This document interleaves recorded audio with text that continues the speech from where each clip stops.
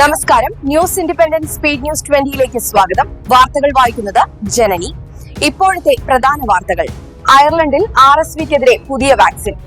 വടക്കൻ അയർലൻഡിൽ റെസിപ്പിറേറ്ററി സിൻസിറ്റിയൽ വൈറസിനെതിരെ കുത്തിവയ്പ്. പുതിയ വാക്സിൻ ഈ വർഷം അവസാനത്തോടെ കുഞ്ഞുങ്ങൾക്ക് നൽകി തുടങ്ങും.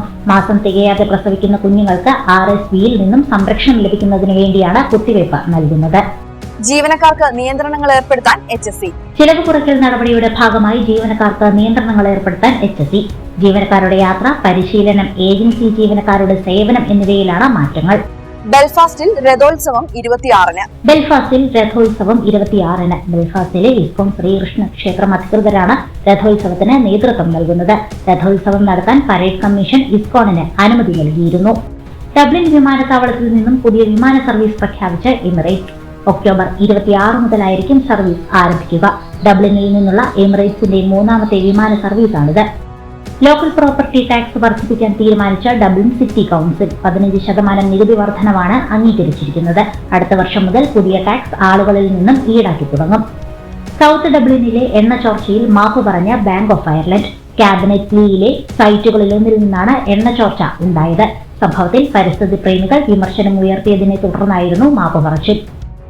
അയർലൻഡിലെ ഏറ്റവും പ്രായം ചെന്ന വ്യക്തി സാറ കോയലിന് വിട. ഡബ്ലിനിലെ ബ്ലാൻഡേഴ്സ് ടൗണിലെ സെന്റ് ബ്രിഡ്ജ് പള്ളിയിലായിരുന്നു അന്ത്യശുശ്രൂഷകൾ. തിങ്കളാഴ്ചയായിരുന്നു സാറ അന്തരിച്ചത്. 108 വയസ്സായിരുന്നു. പ്രധാനമന്ത്രിയുടെ ഉപദേഷ്ടാക്കൾക്ക് ചിലവ് €1 മില്യൺ. പ്രധാനമന്ത്രിയുടെ ഉപദേശകർക്കായി അയർലൻഡിന്റെ ഖജനാവിൽ നിന്നും ചിലവായത് €1 മില്യൺ. കഴിഞ്ഞ വർഷം ചിലവാക്കിയ തുകയുടെ കണക്കാണിത്. ഓരോ ഉപദേഷ്ടാവിനും പ്രതിവർഷം €1 ലക്ഷം ശമ്പളമായി നൽകുന്നത്. അയർലൻഡിൽ ജനപ്രിയ നേതാവായി മീഹോൾ മാർട്ടിൻ. രാഷ്ട്രീയ നേതാക്കളിൽ ജനപ്രിയനായി തുടർന്ന് അയർലൻഡ് പ്രധാനമന്ത്രി മീഹോൾ മാർട്ടിൻ. 44% ആളുകളാണ് അദ്ദേഹത്തെ പിന്തുണയ്ക്കുന്നത്. മുൻ സർവേയേക്കാൾ 1% പിന്തുണ അദ്ദേഹത്തിന് വർദ്ധിച്ചിട്ടുണ്ട്. കൌണ്ടി വെക്സ്ഫോർഡിൽ വൻ ലഹരിവേട്ട. 1.6 മില്യൺ യൂറോ വില വരുന്ന ലഹരി വസ്തു പിടികൂടി. സംഭവവുമായി ബന്ധപ്പെട്ട 40-കാരനെ പോലീസ് അറസ്റ്റ് ചെയ്തു. ബ്രിക്സ് കൂട്ടായ്മയിൽ ഉൾപ്പെട്ട രാജ്യങ്ങളിൽ നിന്നുള്ള ഇറക്കുമതിക്ക് 10% തീരുവ ചുമത്തുമെന്ന് അമേരിക്കൻ പ്രസിഡന്റ് ഡൊണാൾഡ് ട്രംപ്. ഈ കൂട്ടായ്മ ഭാവിയിൽ ഗൌരവകരമായ ലക്ഷ്യങ്ങളോടെ വളരാൻ ശ്രമിച്ചാൽ അതിനെ ഇല്ലാതാക്കി കളയുമെന്നും ട്രംപ്. എല്ലാത്തരം ഭീകരവാദത്തെയും ശക്തമായി എതിർക്കുമെന്ന് ചൈന. പഹൽഗാം ഭീകരാക്രമണത്തെ ശക്തമായി അപലപിക്കുന്നു. ഭീകരവാദത്തിനെതിരെയുള്ള സഹകരണം വർദ്ധിപ്പിക്കാനും പ്രാദേശിക സുരക്ഷയും സ്ഥിരതയും നിലനിർത്താനും ആഹ്വാനം ചെയ്ത് വിദേശകാര്യ വക്താവ് ലിൻ ജിയാൻ. കേന്ദ്ര സർക്കാരിന്റെ മെയ്ക്ക് ഇൻ ഇന്ത്യ സംരംഭത്തെ വിമർശിച്ച് പ്രതിപക്ഷ നേതാവ് രാഹുൽ ഗാന്ധി. പദ്ധതിയിൽ വെറും അസംബ്ലിംഗ് മാത്രമാണ് നടക്കുന്നതെന്നാണ് രാഹുലിന്റെ ആരോപണം. പ്രധാന ഘടകങ്ങൾക്ക് ഇപ്പോഴും ഇന്ത്യ ചൈനയെ ആശ്രയിക്കുന്നുവെന്നും രാഹുൽ. ലക്ഷദ്വീപിലെ ജനവാസമുള്ള ദ്വീപുകളിലൊന്നായ ബിത്രയെ പ്രതിരോധ ആവശ്യങ്ങൾക്കായി ഏറ്റെടുക്കാൻ കേന്ദ്ര സർക്കാർ തീരുമാനിച്ചു. ദ്വീപിന്റെ തന്ത്രപ്രധാനമായ സ്ഥാനവും ദേശീയ സുരക്ഷാ പ്രാധാന്യവും കണക്കിലെടുത്ത് ദ്വീപ് പൂർണ്ണമായും പ്രതിരോധ നയതന്ത്ര ഏജൻസികൾക്ക് കൈമാറിയേക്കും. ചെങ്കടലിൽ ഹൂതി വിമതർ ആക്രമിച്ച കപ്പലിൽ നിന്ന് കാണാതായ മലയാളി ജീവനക്കാരൻ അനിൽകുമാർ യമനിൽ.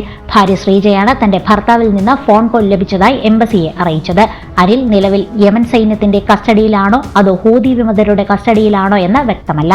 സ്കൂളിൽ ഷോക്കേറ്റ് മരിച്ച 8ാം ക്ലാസ്സുകാരൻ മിഥുന്റെ സംസ്കാര ചടങ്ങുകൾ വിലന്തറയിലെ വീട്ടുവളപ്പിൽ നടന്നു. കുവൈറ്റിൽ നിന്ന് അമ്മ സുജ എത്തിയതിനു പിന്നാലെയാണ് ചടങ്ങുകൾ നടന്നത്. Freestyle grand slam chess ടൂറിൽ നിന്ന് ഇന്ത്യയുടെ അർജുൻ എരികാസി പുറത്ത്. സെമി ഫൈനലിൽ അമേരിക്കയുടെ ലിവോൺ അരോനിയനോടാണ് അർജുൻ തോറ്റത്. നേരത്തെ ക്വാർട്ടറിൽ ഉസ്ബെക്കിസ്ഥാന്റെ നോദിർബെക് അബ്ദുസത്താറോവിനെ കീഴടക്കിയാണ് താരം സെമിയിലെത്തിയത്. 2036 ഒളിമ്പിക്സിന് തയ്യാറെടുപ്പുകളുമായി ഇന്ത്യ.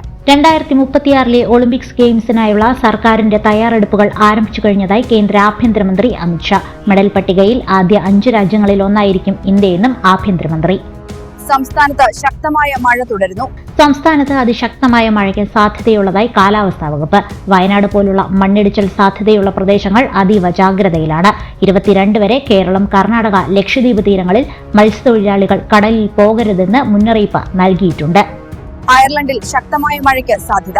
കനത്ത മഴയുടെ പശ്ചാത്തലത്തിൽ അയർലൻഡിലെ 2 കൌണ്ടികളിൽ യെല്ലോ വാർണിംഗ്. കോർക്ക്, കേറി എന്നീ കൌണ്ടികളിലാണ് മെറ്റ് എയറാൻ മുന്നറിയിപ്പ് പുറപ്പെടുവിച്ചിരിക്കുന്നത്. നാളെ രാവിലെ 10 മണി വരെ മുന്നറിയിപ്പ് തുടരും. കൂടുതൽ വാർത്തകൾക്കും വീഡിയോകൾക്കുമായി newsindependence.com എന്ന വെബ്സൈറ്റും ന്യൂസ് ഇൻഡിപെൻഡൻസ് ഫേസ്ബുക്ക്, ഇൻസ്റ്റഗ്രാം പേജുകളും വാട്സ്ആപ്പ്, യൂട്യൂബ് ചാനലുകളും സന്ദർശിക്കുക. ലൈക്ക്, കമന്റ്, ഷെയർ, സബ്സ്ക്രൈബ് എന്നിവ ചെയ്യുന്ന കാര്യം പരിഗണിക്കുക.